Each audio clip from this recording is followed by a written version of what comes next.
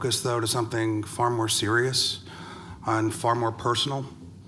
No tragedy has impacted me as personally as the shooting at the Tree of Life Synagogue in Pittsburgh. Having experienced anti-Semitism, as well as what I would call an awareness, a lack of awareness, often characterized as anti-Semitism, I recognize the dangers of hate and the need for each of us to embrace the differences that make our country and our community unique. I want to point out two very different examples. I met Mr. Gentili and Mr. Wexler in 2007 after this board, I was not a member then, held a meeting on Passover, one of the holiest days on the Jewish calendar. I contacted them and recognized that it was probably a lack of awareness and was not anything intentional. And in fact, that was the case. And ever since, even before I was a commissioner, even before I was ever running, their offices and Ms. Cugini have worked assiduously to assure that we don't have those types of conflicts.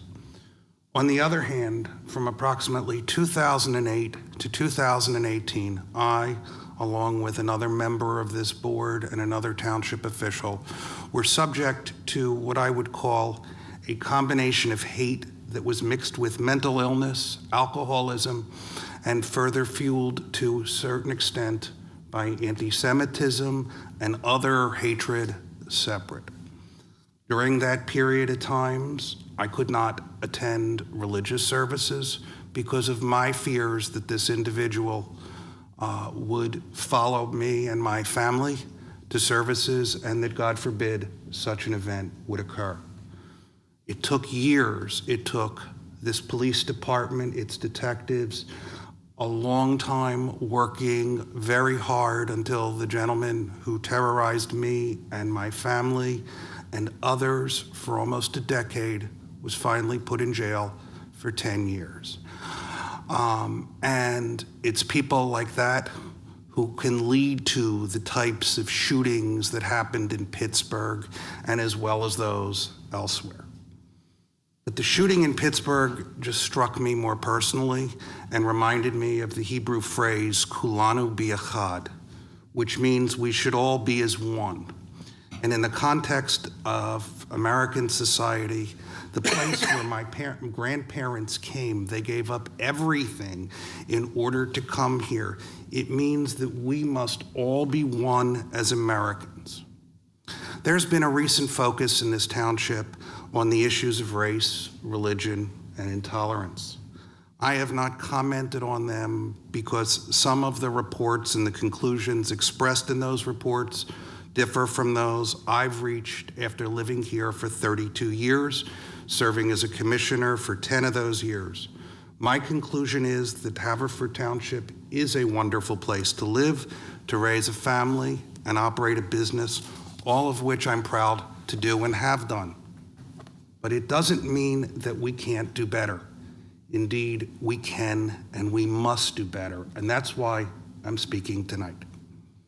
As a community, we must be more aware of our neighbors and our friends and welcome all who come here, regardless of race, religion, marital status, sexual preference. As a community, this township must do better, and its community organizations must do better to be aware of and respectful of each of us and the beliefs and the traditions that we each bring to this township.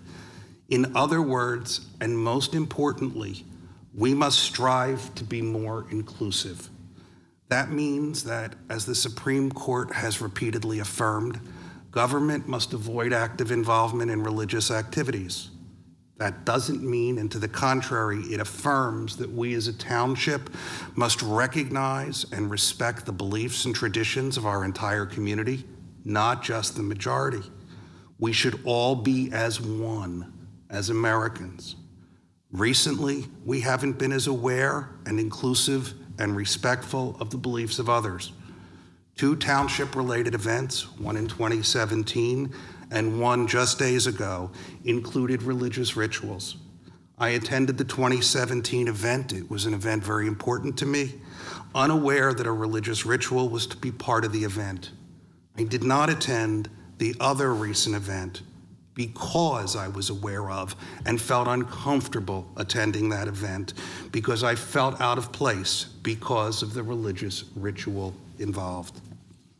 President Wexler reminded community groups last week about religious holidays when scheduling events, for which I thank him. I also want to thank this board and the members at that time who came to my defense when I was the subject of what was a perceived anti-Semitic comment during a meeting a few years ago. Their defense of me demonstrated more to me than words will ever convey. And to those board members who are here and were here, I thank you. In conclusion, I'm reminded of an excerpt from the Letters from an American Farmer that was written in 1782 by J. Hector St. John Crevecoeur, who wrote these words in 1782. What then is the American, the new man? He is either a European or the descendant of a European, hence that strange mixture of blood which you will find in no other country. I could point out to you a family whose grandfather was an Englishman, whose wife was Dutch, whose son married a French woman, and whose present 4 sons now have 4 wives of different nations. He is an American who, leaving behind him all his ancient prejudices and manners, receives new one from the new mode of life he has embraced, the new government he obeys, and the new rank he holds. He becomes an American by being received in the broad lap of our great alma mater. Here, individuals of all nations are melted into a new race of men whose labors and posterity will one day cause great changes in the world. Americans are the Western pilgrims who are carrying along with them that great mass of arts, sciences, vigor, and industry, which began long since in the East. They will finish the great circle. The Americans were once scattered all over Europe.